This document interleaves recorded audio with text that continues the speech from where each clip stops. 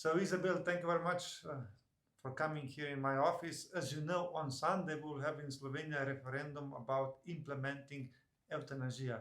And I would like to show Slovenian audience what are the Spanish experiences. So can you tell us more about the Spanish case? The Spanish case, I believe, is that the left insisted on imposing the euthanasia in Spain by claiming that it was the way to guarantee that people who were suffering wouldn't suffer on their final days. But that wasn't the case, and the data... There's the same claim in Slovenia. It's the same. Well, the data shows that who is asking for euthanasia in Spain?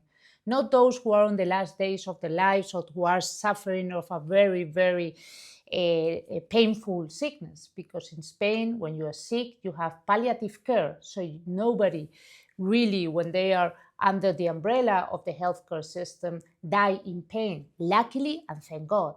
Who is really asking for euthanasia? Those who think that they are a burden for society, and those who think... A burden for the family. Burden for the family, burden, and those who believe that they don't have resources to have a dignified life, to have a decent life with their sickness.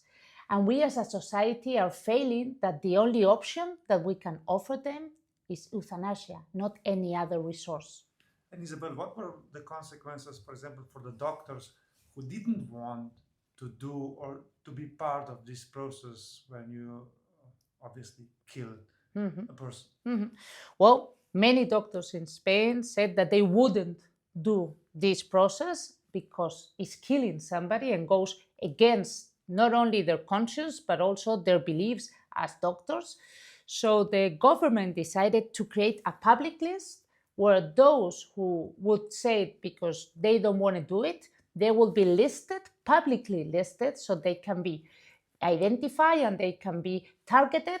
So right now, we, our political party and our different regional governments are fighting against the government, against this list, because no doctor should be targeted or should be prosecuted because they don't want to kill a patient, which is actually what they are requested to do. So for the doctors right now, it's a very delicate situation, and many doctors don't want to go into the list saying, I don't want to do it because they don't want to be targeted by the public sphere or by the government.